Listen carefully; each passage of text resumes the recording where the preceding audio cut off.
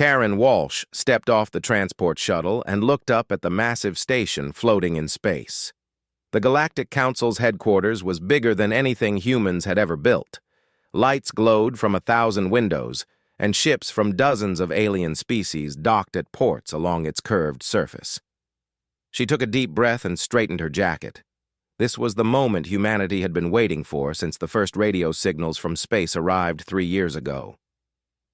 Commander Jake Morrison walked beside her, his hand resting near his sidearm out of habit. He did not trust the aliens. None of them.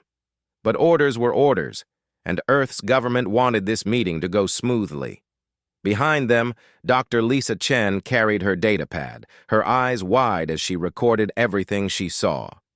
Captain Ryan Brooks stayed with their escort ship, the Defender, keeping watch from orbit. The council chamber was enormous.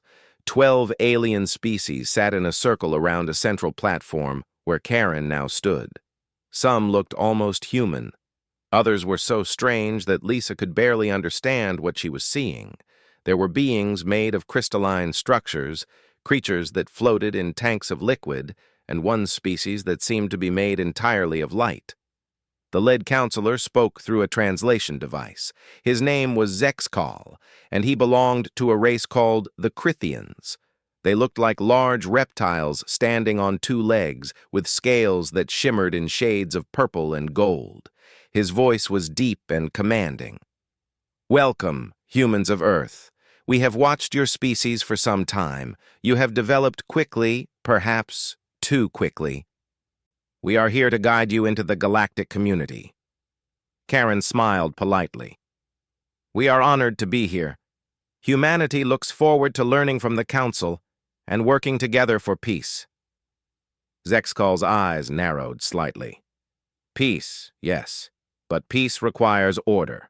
Order requires rules. We have prepared the integration accords for your species. These documents will establish Earth's place in the galaxy." Lisa accessed the files they transmitted. As she read, her expression changed from excitement to concern. Jake noticed immediately and moved closer to read over her shoulder. His jaw tightened. The treaty was not what Earth expected. Humans would be classified as a juvenile species. They could keep their current 5 colonies, but expand no further. Every human military ship had to be registered with the Council and limited in size and weapons. Advanced technology would require Council approval. Earth would have to share all genetic data and research with the Council.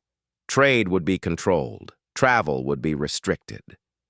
Karen felt her stomach sink as she reviewed the terms. This was not a partnership. This was submission. "These terms are quite restrictive," she said carefully. "Surely there is room for negotiation. Humanity has much to offer the galactic community." Another counselor spoke, a being that looked like a floating jellyfish. "All young species find these terms difficult at first, but you will understand in time. The galaxy is dangerous. Without our protection, humanity would not survive. We have maintained peace for 10,000 years. You should be grateful." Jake stepped forward, his voice tight. "And if we refuse?" The chamber fell silent. Zexkal rose from his seat, towering over the humans. "Refuse? No species refuses the Council. Those who try find themselves isolated, cut off from all trade, all technology, all contact with other worlds. Some tried to fight. They no longer exist. We do not make threats, Commander. We simply state facts." Karen placed a hand on Jake's arm, pulling him back gently. She knew they could not fight here. Not now. Earth was too weak, too isolated. They needed time. "We will take these accords back to Earth for review," she said. "This is a decision that affects all of humanity. Our government will need to study the terms." Zexkal sat back down. "Of course, you have 30 days, but understand this. The terms are not negotiable. Every species that joins the Council accepts these same restrictions. It is for your own good." The meeting ended shortly after. As they walked back to their shuttle, Lisa spoke quietly. "This is slavery. They are offering us slavery wrapped in the language of protection. Jake nodded. I tried to tell Earth this would happen. Advanced species do not share power willingly. They control it. Karen said nothing. She knew they were right, but she also knew Earth's position was weak. Humanity had just reached other star systems. Their weapons were primitive compared to what the Council possessed. Their ships were slow. Their technology was centuries behind. Back on Earth, Karen presented the treaty to the government. Debates raged for weeks. Some leaders argued for rejection, willing to risk isolation. Others feared the consequences of defying the Council. The public was divided. Some saw the opportunity to gain alien technology. Others saw the chains being offered. President Nathan Cross made the final decision. He called Karen to his office late one night. The Council has technology that could solve our energy crisis, cure diseases, extend human life, he said. We cannot throw that away. We will sign the treaty. Once we are inside the system, we can work to change it. Karen felt sick. Sir, once we sign, there may be no way out. Then we make sure we are valuable to them. We show them that restricting humanity is a mistake. We can renegotiate in time. Jake was furious when he heard. They are putting chains on us, and we are thanking them for it. But the decision was made. 6 months after first contact, Ambassador Karen Walsh signed the integration accords on behalf of humanity. The Council celebrated. Zexkal personally congratulated her on humanity's wisdom. As the ceremony ended, Karen looked at the faces of the alien counselors. They were pleased, satisfied, certain of their superiority. She thought about Jake's warnings and Lisa's fear. But mostly she thought about the future. What had humanity just agreed to? And would they regret it? Captain Brooks watched from the Defender as the treaty was signed. He recorded everything. Somehow he knew this moment would matter later. He just did not know how much. 3 years passed since humanity signed the treaty. Life under Council rule was frustrating but mostly peaceful. Humans followed the rules, reported their activities, and stayed within their boundaries. The colony world of New Haven became a symbol of this new life. Over 2 million people lived there, farming the rich soil and building a new society under the watchful eyes of Council monitors. Governor Claire Bennett loved New Haven. She had helped establish the colony and watched it grow from a few hundred pioneers to a thriving world. Children played in the streets of the main settlement. Farms stretched across the valleys. People were happy here, far from Earth's crowded cities. Dr. Ben Carter worked in the agricultural research station outside the capital. He was studying the local soil when his equipment detected something unusual. The readings showed massive mineral deposits deep underground. Not just any minerals, but elements that could revolutionize human energy systems. He ran the tests 3 more times to be certain, then called Governor Bennett. This could change everything, he told her, showing the data. These minerals could power our ships for centuries. We could develop technology that rivals the Council's. Claire studied the readings carefully. We need to report this to Earth immediately. They will know how to handle it. Lieutenant Greg Sullivan, head of colony security, was less optimistic. The Council monitors all our communications. They will see this report. We should encrypt it. But it was too late. Council sensors had already detected the unusual scanning activity. Within hours, they knew what New Haven had found. Within a day, a Council fleet appeared in orbit. High Arbiter Zexkal himself commanded the fleet. His face appeared on every screen across New Haven. Humans of this colony, you have discovered resources that belong to the Council under ancient territorial rights. You have 48 hours to evacuate this world. Transport ships will be provided. Comply, and no harm will come to you. Claire immediately contacted Earth. Ambassador Karen Walsh tried to argue with the Council, citing the integration accords. The treaty said nothing about ancient territorial rights. This was a human colony, legally established. But the council did not care about human interpretations of the law. Captain Ryan Brooks arrived with the Defender and 2 support ships. He met with Governor Bennett via video link. "We cannot fight their whole fleet, but we can defend the colony while Earth negotiates." Claire made the hardest decision of her life. No evacuation. This is our home. We built this. We will not abandon it because they suddenly claim ownership. Tell Earth we are staying. The 48 hours passed slowly. Parents held their children close. Farmers looked at fields they had worked for years. Greg Sullivan organized the colony's defenses, knowing they were completely inadequate against council weapons. Megan Foster, Claire's deputy administrator, helped prepare emergency shelters and evacuation routes just in case.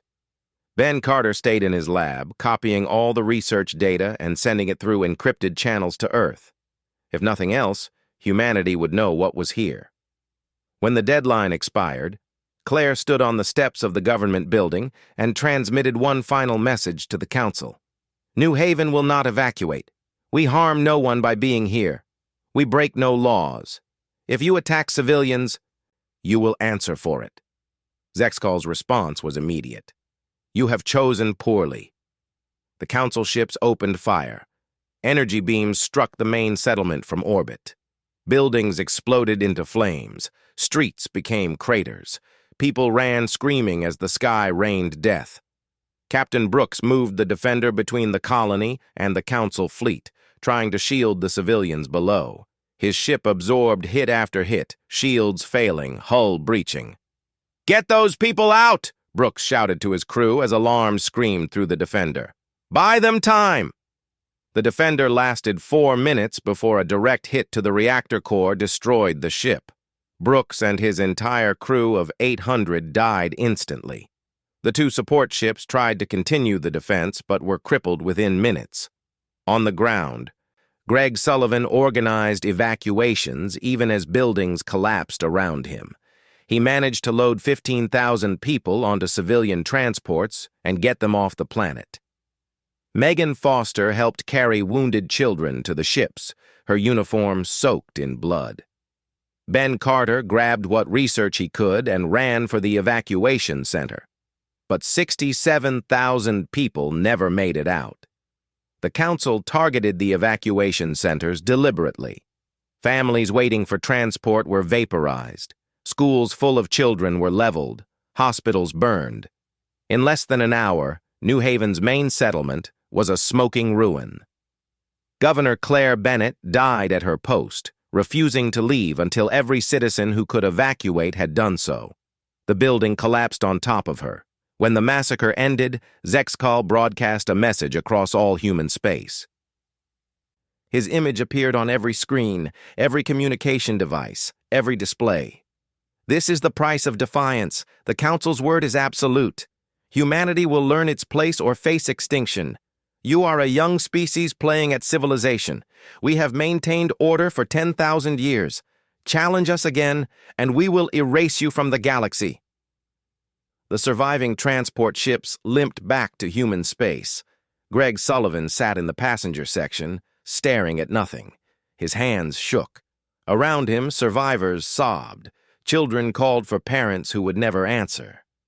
Megan Foster held a little girl who kept asking where her mother was. Ben Carter clutched his research data, wondering if it was worth 67,000 lives.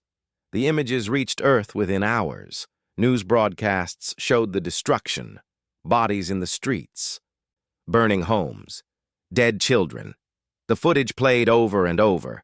Every human world saw it. Every station, every ship, everyone knew what the Council had done. Karen Walsh watched the broadcasts from her office and wept. Jake Morrison watched from military headquarters, his face like stone. President Nathan Cross watched from the Situation Room, surrounded by advisors who had no words. On Earth, people poured into the streets, not to protest, not to cry. They were angry, angrier than any generation in centuries. Parents looked at their children and thought of the families on New Haven, Soldiers thought of Captain Brooks and the Defender's crew. Everyone thought the same thing. This could not stand. This would not stand. The Council had made a calculation. They believed humanity would submit after such a demonstration. They believed fear would keep humans in line.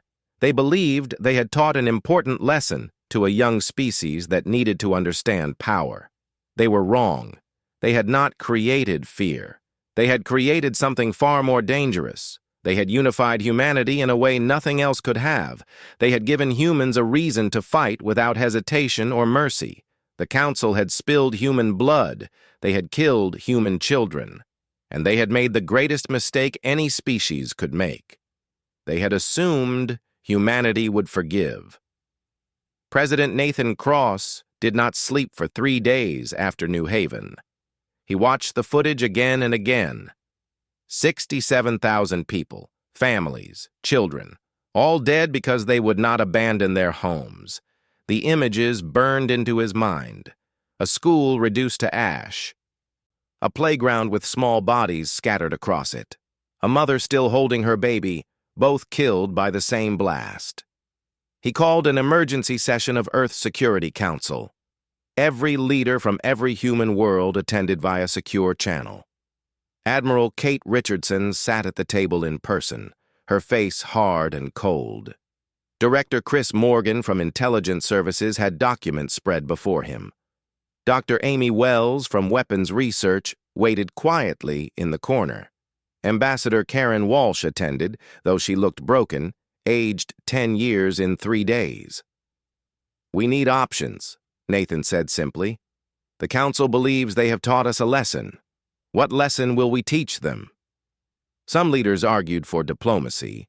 Perhaps the Council did not understand what they had done. Perhaps this was a misunderstanding that could be resolved. Karen spoke weakly in favor of trying negotiation first, though her heart was not in it.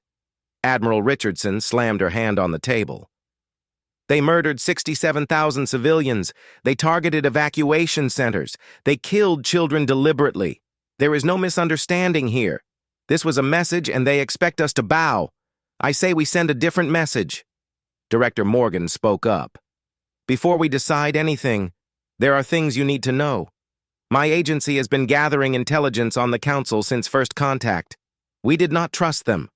We were right not to trust them." He activated a holographic display showing the 12 Council species. "The Council is not as united or powerful as they pretend.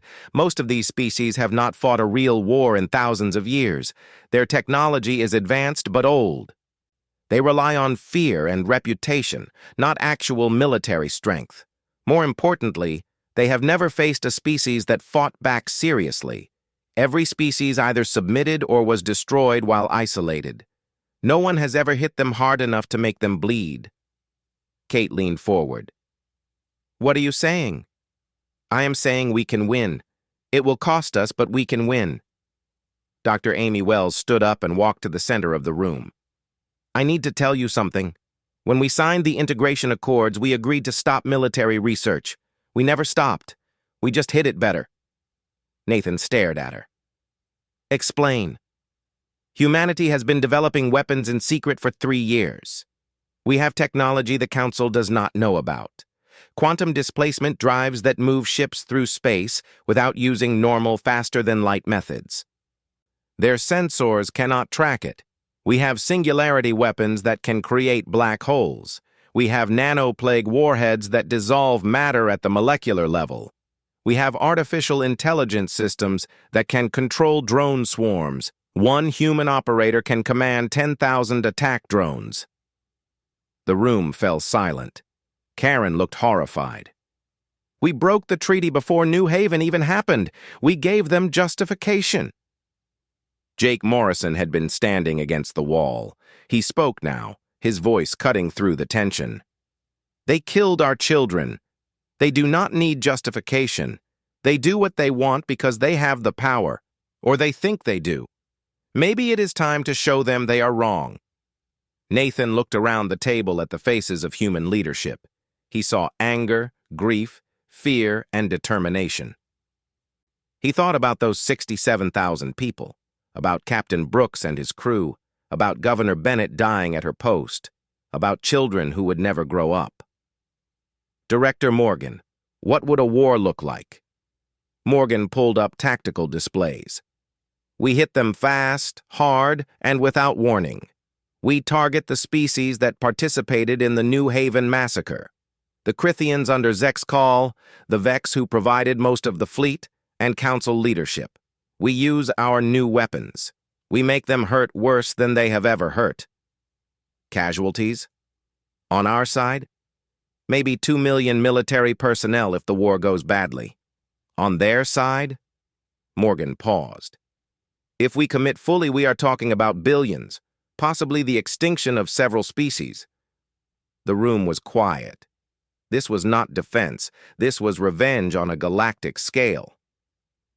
Nathan stood and walked to the window, looking out at Earth below. Somewhere down there, families were mourning their dead from New Haven.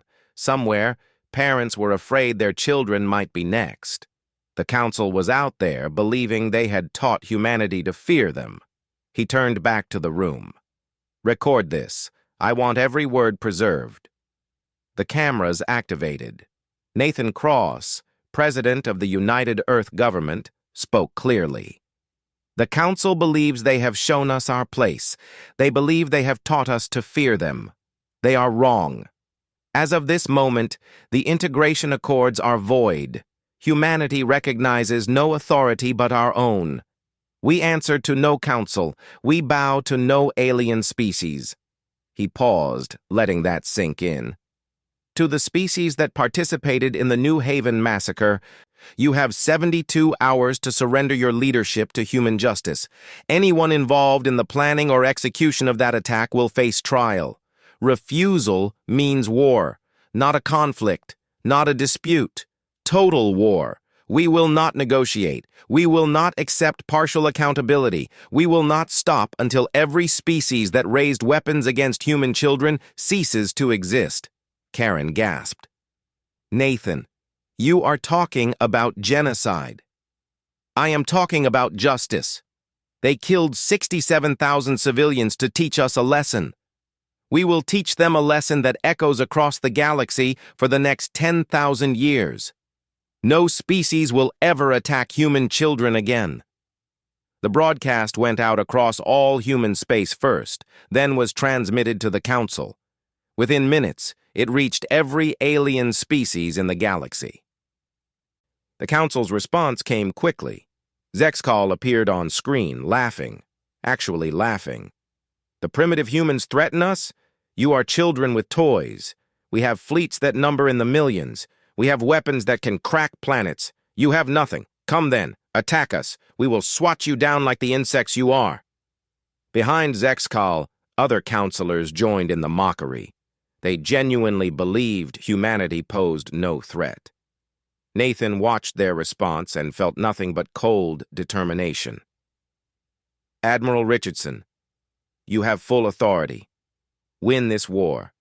Use any means necessary. Kate stood and saluted. It will be done, Mr. President. I promise you, they will regret ever hearing the name humanity. Across human space, the mobilization began. Every civilian with military training reported for duty.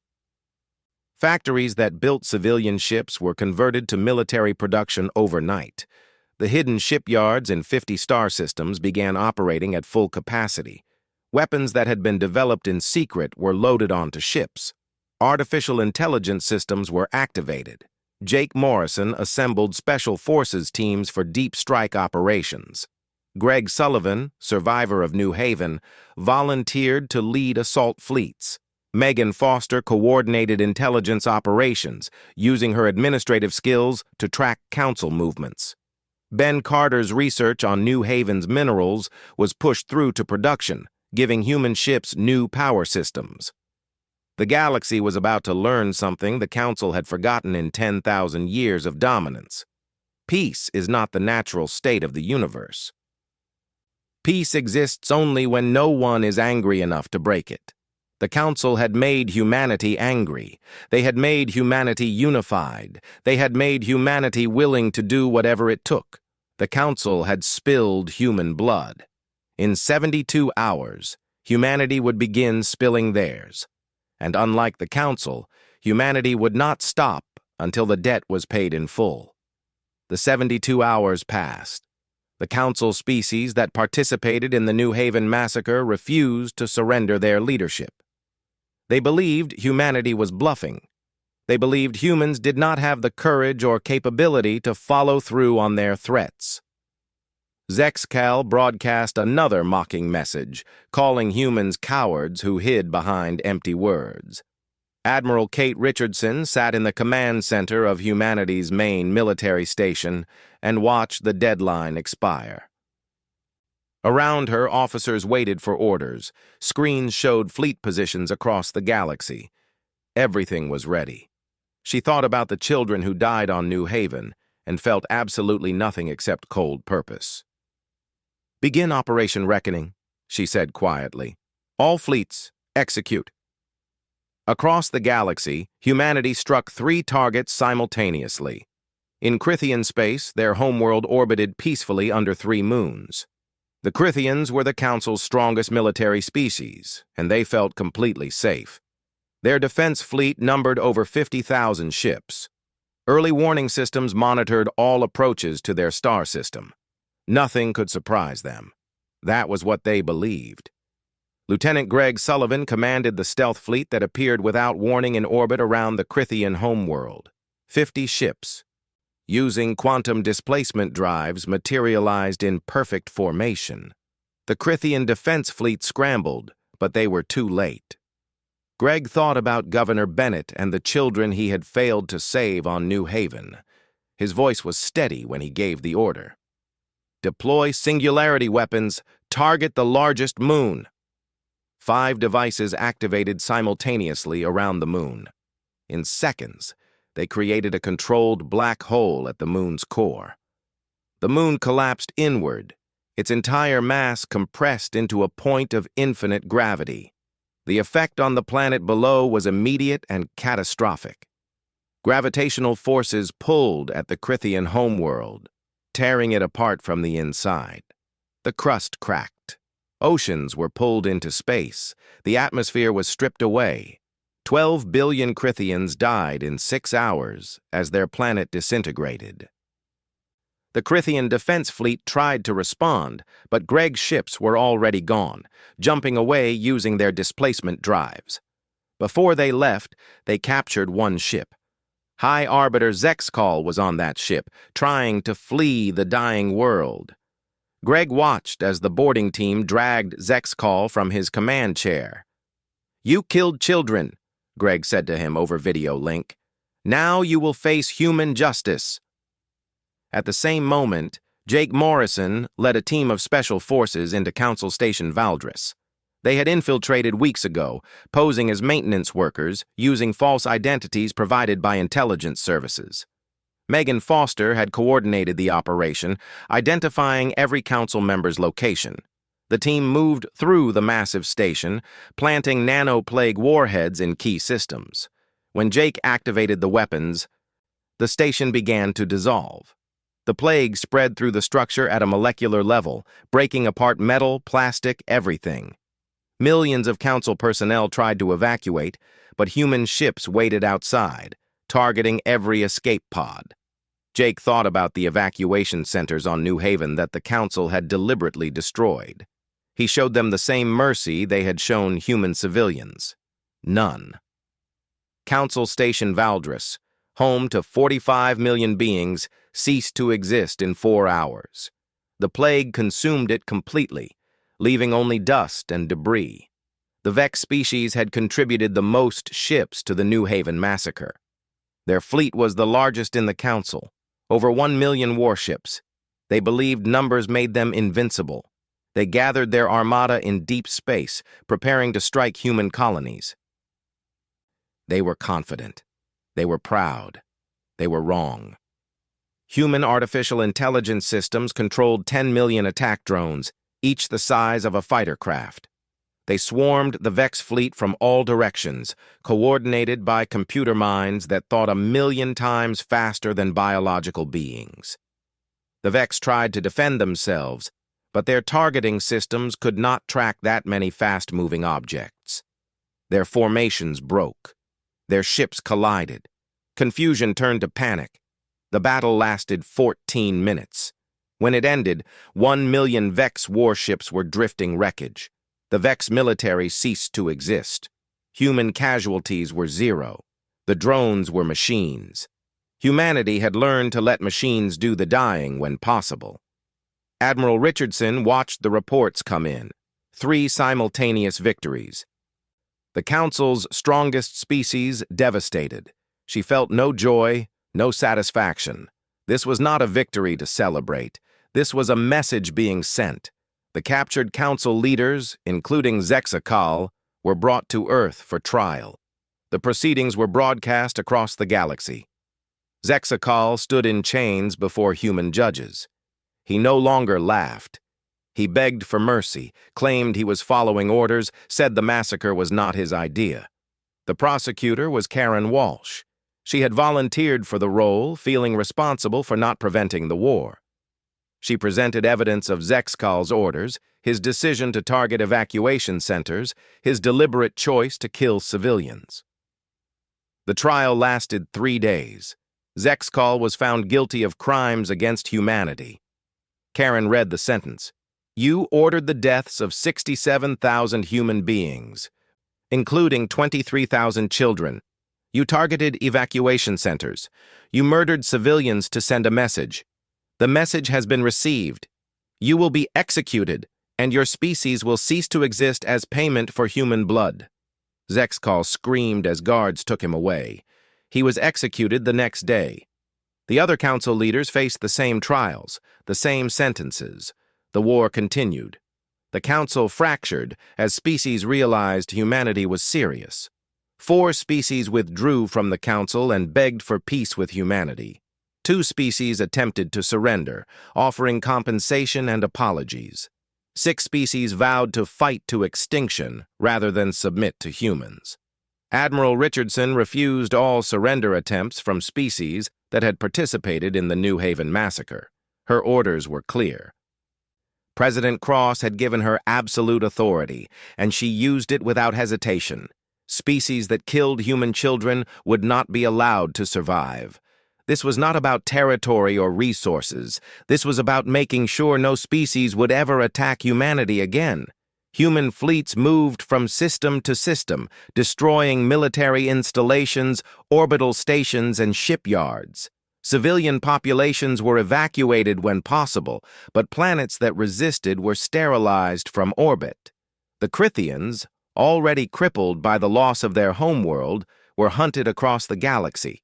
Within 4 months, the Crithian species was extinct. Their last survivors died on a remote colony, begging for mercy that never came. The Vex tried to rebuild their military, but human drones found every shipyard, every hidden base. The Vex homeworld was given a choice: surrender all weapons and accept human occupation, or die. They chose to fight. Greg Sullivan's fleet reduced their world to ash. The Vex species followed the Crithians into extinction. 4 other species that participated in the massacre met the same fate. Entire civilizations erased, billions dead, worlds burned. The galaxy watched in horror as humanity proved they were serious about eradication. Some species criticized humanity's brutality. Others pointed out that the Council had killed first, had murdered civilians deliberately. The debate raged across alien communications, but one thing was clear.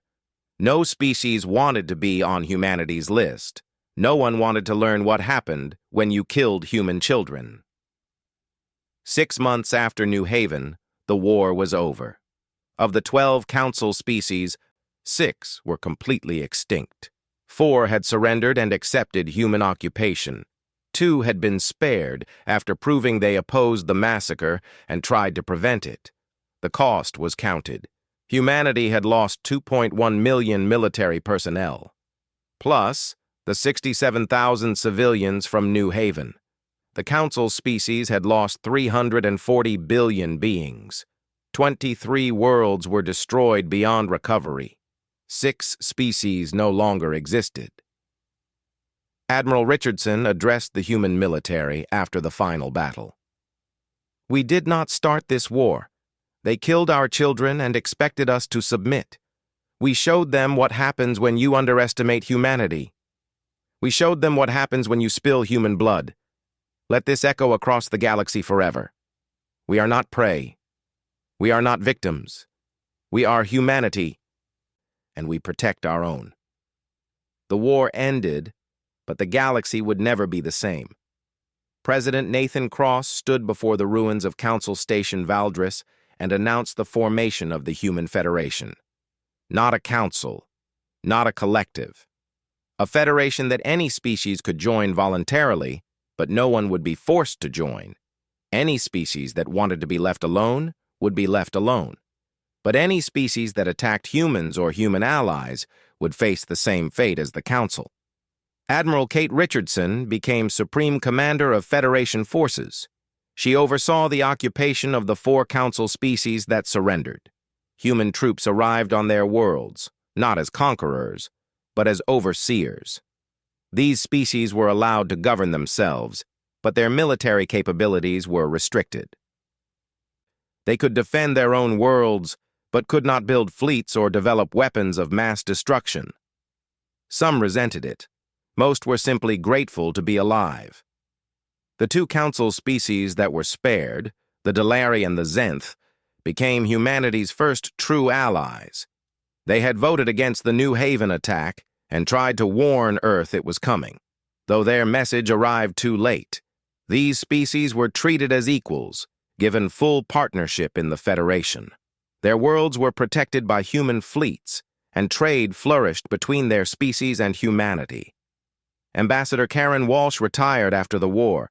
She could not continue in diplomatic service, haunted by her role in signing the original treaty. She had believed peace was possible through negotiation. She had learned the hard truth that some species only respected strength. She spent her remaining years writing about the war, warning future generations to never trust pretty words without the power to back them up.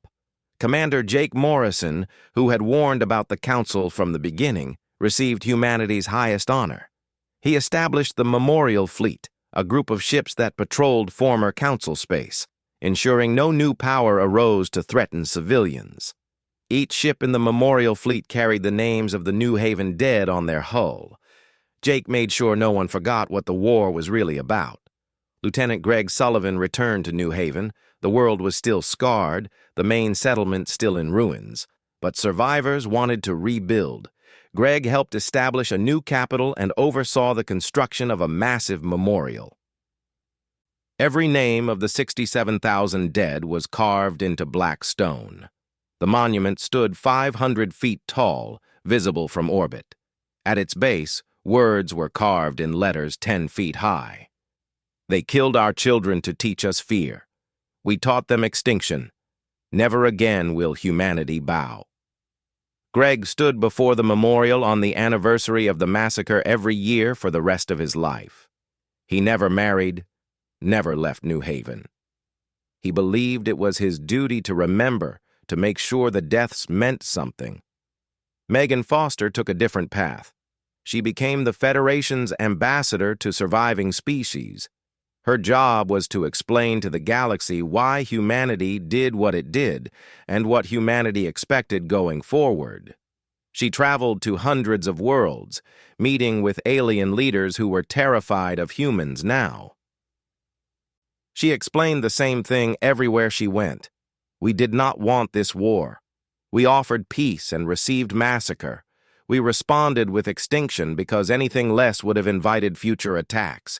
Humanity will work with any species that respects us, but threaten our children, and we will erase you from existence.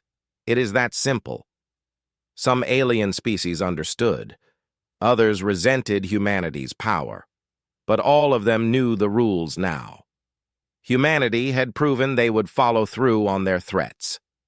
Dr. Ben Carter, who survived New Haven and whose research started everything, continued his work on the rebuilt colony. The minerals that the Council wanted so badly became the foundation of human technology advancement. Human ships now traveled faster, fought harder, and lasted longer than any other species. The energy systems Carter developed made humanity the galaxy's dominant technological power within a decade. But Ben never forgot the cost. He named his daughter Claire after Governor Bennett. He taught her about the massacre, about why her father survived and so many others did not. She asked him once if the war was worth it. Worth it? Ben looked at the memorial in the distance. 67,000 people died here. 340 billion died in the war. 6 species are extinct. Was it worth it? He paused, thinking carefully. They made sure it would never happen again. No species will attack human children now. They know the price. So yes, it was worth it. But we must never forget what we paid and what we did. The galaxy adapted to the new order. Humanity did not rule with an iron fist like the Council had. Species were free to govern themselves, trade with whoever they wanted, develop their own technology. But human fleets patrolled the major space lanes. Human intelligence services monitored for threats. And everyone knew that behind humanity's peaceful exterior was a species that had proven it could and would eradicate anyone who crossed certain lines. President Nathan Cross served 2 more terms before retiring. In his final address to humanity, he spoke about the war. We did not seek this conflict. We offered peace and received massacre. We responded as we had to respond. Some call us monsters for what we did. Perhaps they are right, but our children are safe now. Human colonies grow without fear. We are respected across the galaxy, not because we are loved, but because we proved we are willing to do whatever it takes to protect our own. That is the burden we carry. That is the choice we made. He paused, looking directly at the camera. To all species watching this, humanity will defend its own. We will show mercy to those who show us respect. We will trade fairly. We will help those who ask for help. But raise weapons against human children, and we will erase your species from existence. We are not the Council. We do not subjugate. But we also do not forget. Never, ever forget what happens when you spill human blood. The message was broadcast across the galaxy in 1,000 languages. Every species heard it. Every species understood it. Years passed. A generation of humans grew up who never knew the Council existed. They lived in a galaxy where humanity was the dominant power, where human ships protected trade routes, where human technology led galactic advancement. They learned about New Haven in school, about the 67,000 who died and the war that followed. Some young people questioned whether genocide was ever justified. Debates raged in universities and councils. Was humanity right to eradicate 6 species? Could the same result have been achieved with less bloodshed? The arguments would continue forever. But everyone agreed on one thing. Since the war ended, no species had attacked a human civilian. No colony had been threatened. No children had died. The galaxy was more peaceful than it had been in thousands of years, held in balance by the knowledge of what humanity would do if pushed. Dr. Carter stood before the New Haven Memorial with his adult daughter, Claire. She had children of her own now.